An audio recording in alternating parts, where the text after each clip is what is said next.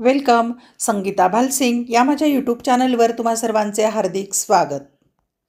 प्रथम घटक चाचणी परीक्षा सन 2025-26 विषय भूगोल ही प्रश्नपत्रिका यापूर्वीच चॅनलवर पोस्ट केलेली आहे. त्याची उत्तरपत्रिका मी तयार करते आता. इयत्ता 11वी कला आणि विज्ञान या दोन शाखांना ही प्रश्नपत्रिका उपयोगी आहे. 2/9/2025 रोजी ही परीक्षा झाली. 25 गुणांची प्रश्नपत्रिका आहे आणि उत्तर लेखनासाठी 1.5 तासाचा वेळ आहे. प्रश्नपत्रिकेत सूचना दिलेल्या असतात, वाचायच्या आणि फॉलो करायच्या. 1. सर्व प्रश्न सोडविणे आवश्यक आहे.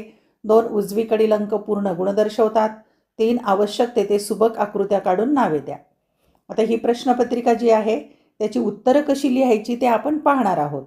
तसंच एक महत्त्वाची सूचना, या चॅनलवर मी 11वी आणि 12वी या दोन्ही वर्गांचे अनेक विषयांचे व्हिडिओ पोस्ट केलेले आहेत. व्हिडिओ लेक्चर आहेत आणि प्रश्नपत्रिका, उत्तरपत्रिका, मॉडेल क्वेश्चन पेपर, ॲन्सर की सगळं पोस्ट केलेलं आहे. ते पाहायचं असेल तर या चॅनलची प्लेलिस्ट एकदा पाहून घ्या, म्हणजे तुमचा विषय आणि त्यानुसार कोणते व्हिडिओ पाहायचे ते तुम्हाला कळेल. आणि आवडलेले व्हिडिओ लाईक, कमेंट, शेअर जरूर करा. चला तर पाहूया प्रथम घटक चाचणी परीक्षेची भूगोल या विषयाची 11वीची प्रश्नपत्रिका. उत्तरं कशी लिहायचे ते समजून घ्या. प्रश्न पहिला अ. साखळी पूर्ण करा. 3 गुण आहेत. 3 गट दिलेले आहेत. जोड्या लावासारखा प्रश्न आहे हा. अ गट 1 मंद हालचाली, 2 अग्निजन्य खडक, 3 फिलिपाईन्स. ब गट 1 पॅसिफिकचे अग्निकंकन, 2 विभंग, 3 बेसॉल्ट. क गट 1 गटपर्वत, 2 मॅऑन, 3 कायिक विदारण. आता आपण साखळी पूर्ण करूया. मंद हालचाली, विभंग, गटपर्वत अशी जोडी लागेल. नंतर अग्निजन्य खडक, बेसॉल्ट, कायिक विदारण. आणि शेवटी फिलिपाईन्स, पॅसिफिकचे अग्निकंकन, मॅऑन. अशा प्रकारे 3 गुणांच्यासाठी आपण साखळी पूर्ण केली. ब अचूक सहसंबंध ओळखा. 3 गुणांच्यासाठी प्रश्न आहे आणि ए विधान आहे आणि आर त्याचं कारण आहे. 1 ए विभंगामुळे वली पर्वताची निर्मिती होते. आर त्याचं कारण, एकमेकांविरुद्ध दिशेने ताण निर्माणकारी बलामुळे विभंग निर्माण होतो. आता पर्याय दिलेले आहेत. अ केवळ ए बरोबर आहे, आ केवळ आर बरोबर आहे, ई ए आणि आर दोन्ही बरोबर आहेत आणि आर हे एचे अचूक स्पष्टीकरण आहे. ई ए आणि आर दोन्ही बरोबर आहेत परंतु आर हे एचे अचूक स्पष्टीकरण नाही. आता यापैकी अचूक उत्तराचा पर्याय आहे आ, म्हणजे केवळ आर बरोबर आहे. म्हणजे विभंगामुळे वली पर्वताची निर्मिती होते हे कारण फक्त बरोबर आहे. 2 ए विधान जास्त पर्जन्याच्या प्रदेशात घसर ही नेहमी होते. आर त्याचं कारण, विस्तृत झिजेचे प्रकार हे प्रदेशाच्या हवामानावर अवलंबून असतात. पर्याय अ केवळ ए बरोबर आहे, आ केवळ आर बरोबर आहे, ई ए आणि आर दोन्ही बरोबर आहेत आणि आर हे एचे अचूक स्पष्टीकरण आहे. ई ए आणि आर दोन्ही बरोबर आहेत परंतु आर हे एचे अचूक स्पष्टीकरण नाही. आणि याचं अचूक उत्तर आहे ई, म्हणजे शेवटचा पर्याय. ए आणि आर दोन्ही बरोबर आहेत परंतु आर हे एचे अचूक स्पष्टीकरण नाही. 3 ए विधान आग्नेय आशिया, जपान आणि पॅसिफिक महासागरातील बेटे ही भूकंप आणि ज्वालामुखी उद्रेकास सर्वाधिक संवेदनशील आहेत. आर त्याचं कारण, ते अग्निकंकन प्रदेशात स्थित आहे. पर्याय पाहूया. अ केवळ ए बरोबर आहे, आ केवळ आर बरोबर आहे, ई ए आणि आर दोन्ही बरोबर आहेत आणि आर हे एचे अचूक स्पष्टीकरण आहे. ई ए आणि आर दोन्ही बरोबर आहेत परंतु आर हे एचे अचूक स्पष्टीकरण नाही. आणि अचूक उत्तर आहे याचं ई. ए आणि आर दोन्ही बरोबर आहेत आणि आर हे एचे अचूक स्पष्टीकरण आहे. क प्रश्न आहे अचूक गट ओळखा. 2 गुणांचा हा प्रश्न आहे. आता गट दिलेले आहेत अ ब क ड, त्यापैकी बरोबर कोणता आहे तो ओळखायचा आहे. अ गटामध्ये नर्मदा दरी, आफ्रिकेची दरी, तापी दरी, राईन दरी. ब गटामध्ये ज्वालामुखीय काहील, विवर सरोवर, खंगारक शंकू, लाव्हा पठार. क गटात सममित वली, समनतिक वली, उलथलेली वली, आडवा विभंग. क गटामध्ये आहे ब्लॅक फॉरेस्ट, व्हास्जेस, नंतर हिमालय आणि सातपुडा. आता यामध्ये अचूक गट जो आहे तो ब आहे, ज्वालामुखी काहील, विवर सरोवर, खंगारक शंकू आणि लाव्हा पठार. दुसरा गट पाहूया. अ गटामध्ये कोसळणे, सरकणे, स्खलन, वाहने. ब गटामध्ये भस्मीकरण, कार्बनन, गोठण, वितळण, विदारण, छिन्नभिन्न होणे. क गटामध्ये द्रावण, क्षार, विदारण, भस्मीकरण, कार्बनन. आणि ई गटामध्ये दाब, तापमान, उतार, पर्जन्य. आणि अचूक गट आहे तो आहे अ, कोसळणे, सरकणे, स्खलन, वाहने. प्रश्न दुसरा, भौगोलिक कारणे लिहा. 4 पैकी 3 सोडवायचे आणि 9 गुण, म्हणजे एका प्रश्नाला 3 गुण, 3 9. आपण चारही प्रश्नांची उत्तरं पाहूया. 1. भूपृष्ठ लहरींना भूकंप छाया प्रदेश नसतो. 2. मृत ज्वालामुखीमध्ये विवर सरोवरांची निर्मिती होते.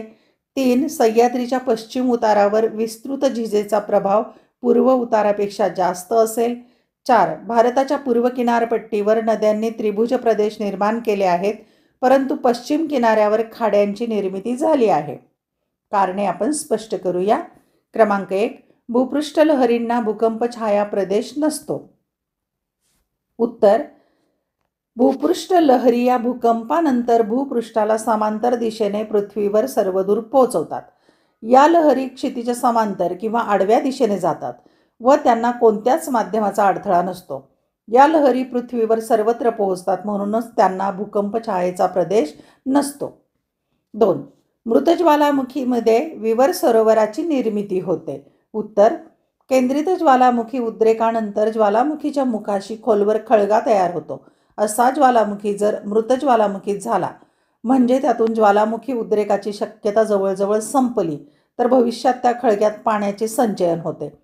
त्यालाच विवर सरोवर म्हणतात.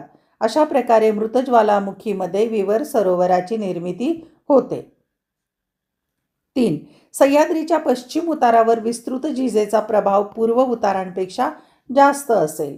उत्तर: विदारित पदार्थाचे गुरुत्वीय बलामुळे उताराच्या दिशेने सरकणे म्हणजे विस्तृत झीज होय. गुरुत्वीय बल पृथ्वीवर सर्वत्र सारखेच असते. याचाच अर्थ विस्तृत झिजेवर सर्वात जास्त प्रभाव उताराचाच पडतो. सह्याद्री पर्वताची रचना पाहिल्यास सह्याद्रीचा पश्चिम उतार हा पूर्व उतारापेक्षा जास्त तीव्र आहे. त्यामुळे विदारित पदार्थ सह्याद्रीच्या पश्चिम उतारावर जास्त वेगाने सरकतील, तर पूर्व उतारावर ही हालचाल तुलनेने मंद असेल. म्हणजेच सह्याद्रीच्या पश्चिम उतारावर विस्तृत झिजेचा प्रभाव पूर्व उतारापेक्षा जास्त असेल. 4. भारताच्या पूर्व किनारपट्टीवर नद्यांनी त्रिभुज प्रदेश निर्माण केले आहेत, परंतु पश्चिम किनाऱ्यावर खाड्यांची निर्मिती झालेली आहे. उत्तर: नदीच्या मुखाशी त्रिभुज प्रदेश निर्माण होतो, मात्र त्यासाठी पोषक अशी परिस्थिती असावी लागते.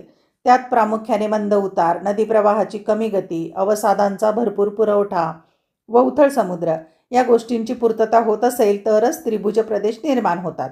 भारताच्या पूर्व किनाऱ्यावर जाणाऱ्या गंगा, ब्रह्मपुत्रा, महानदी, गोदावरी, कृष्णा, कावेरी या खूप लांब नद्या असून पूर्वेकडील मैदानी भागात त्यांचा वेगही कमी होतो. शिवाय या नद्यांची खनन वहन क्षमता जास्त असल्याने त्या आपल्याबरोबर भरपूर प्रमाणात अवसाद म्हणजे गाळ आणतात.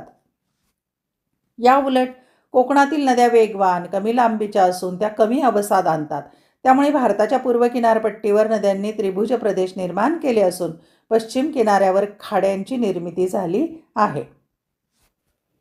ब प्रश्न, सुबक आकृत्या काढून नावे द्या. 4 पैकी 2 आणि 4 गुण, म्हणजे एका आकृतीला 2 गुण.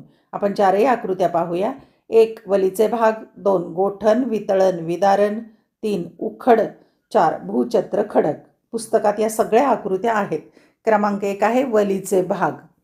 पहिल्या प्रकरणातच आकृती आहे ही, अशीच काढा सुबकपणे. नंतर दुसरा आहे गोठण, वितळण, विदारण. दुसऱ्या प्रकरणामध्ये आकृती दिलेली आहे ही, अशीच काढायची अगदी सुबकपणे. नंतर तिसरी आकृती आहे उखड, ही तिसऱ्या प्रकरणामध्ये आहे. आणि चौथी आकृती आहे भूछत्र खडक, ही पण तिसऱ्या प्रकरणातलीच आकृती आहे.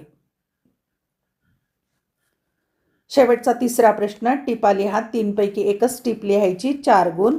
आपण चारही टिपांची उत्तरं पाहूया. 1. भूकंप. 2. विस्तृत झिजेतील पाण्याची भूमिका. 3. नदीचे कार्य. 1. भूकंप. उत्तर: 1. भूकवचाच्या अंतर्गत भागात खडकांच्या थरात निर्माण होणारा प्रचंड ताण एका विशिष्ट मर्यादेपलीकडे गेल्यावर तो ताण मोकळा होऊन प्रचंड ऊर्जेचे उत्सर्जन होऊन ऊर्जा लहरी निर्माण झाल्याने भूकवच कंप पावते, त्यास भूकंप म्हणतात.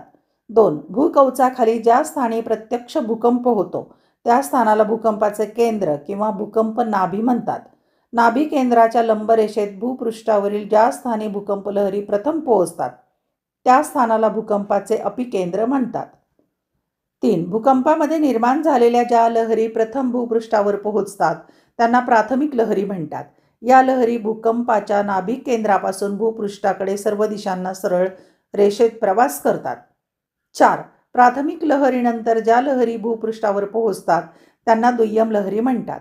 5. भूपृष्ठ लहरी सर्वात शेवटी निर्माण होतात. या लहरी भूपृष्ठालगत असल्यामुळे जास्त विध्वंसक असतात. 6. भूकंप लहरीची नोंद भूकंपालेख यंत्राद्वारा केली जाते. 2. विस्तृत झिजेतील पाण्याची भूमिका.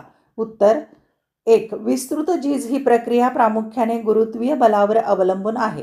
मात्र तरीही त्यात पाणी हा घटक विस्तृत झिजेस पूरक किंवा रोधकाची भूमिका बजावतो. बहुतांशी वेळेस पाण्याच्या अस्तित्वामुळे विस्तृत झिजेची गती वाढते. 2. विदारित पदार्थ व दगड, कण यात पाणी मिसळले गेल्यास त्या मिश्रणाचे सहज वहन होते व वहनाचा वेगही जास्त असतो. या उलट मिश्रणात पाण्याचे प्रमाण नसल्यास किंवा खूप कमी असल्यास गुरुत्वीय बलापेक्षा घर्षण हा घटक प्रभावी ठरतो व विस्तृत झीज मंदपणे होते किंवा रोखलीही जाते. 3. शुष्क हवामानात पाण्याचे नसणे हा घटकही विस्तृत झिजेवर प्रभाव पाडतो. कोरड्या हवेत मात्र तीव्र उतार असल्यास कोसळ प्रक्रिया आढळते. या उलट मंद उतारावर सरक प्रक्रिया आढळते व ती अनेक शतके चालते. 3. नदीचे कार्य. उत्तर 1. नदीचे अपक्षरण कार्य व त्यामुळे निर्माण होणारी भूरूपे. नदीच्या उगमापासून मुखापर्यंत जसजसा उतार बदलत जातो तसतशी गतीची ऊर्जा कमी होते. त्यामुळे नदीच्या उगमाकडे अपक्षरणाची गती जास्त असते तर मुखाकडे संचयनाची प्रक्रिया प्रबळ असते. 2. नदीच्या अपक्षरण कार्यामुळे निर्माण होणारी भूरूपे. घळई, इंग्रजी व्ही आकाराची दरी, धावत्या, धबधबा, प्रपातगर्ता व कुंभगर्ता म्हणजे रांजण खळगा ही भूरूपे निर्माण होतात. 3. नदीच्या संचयन कार्यामुळे निर्माण होणारी भूरूपे. पंखाकृती मैदान, नागमोडी वळण, नालाकृती म्हणजे कुंडलकासार सरोवर, पूरतट, पूरमैदान, त्रिभुज प्रदेश किंवा खाडी ही भूरूपे निर्माण होतात. धन्यवाद. व्हिडिओ लेक्चर आवडल्यास चॅनल सबस्क्राईब करा, बेल आयकॉन प्रेस करा म्हणजे मी नवीन व्हिडिओ अपलोड केला की त्याचं नोटिफिकेशन तुम्हाला मिळेल. 11वी-12वीचे अनेक व्हिडिओ या चॅनलवर तुम्हाला पाहायला मिळतील. प्रश्नपत्रिका, उत्तरपत्रिका देखील. या चॅनलची प्लेलिस्ट एकदा पाहून घ्या. आवडलेले व्हिडिओ लाईक, कमेंट, शेअर जरूर करा. अभ्यासासाठी खूप खूप शुभेच्छा.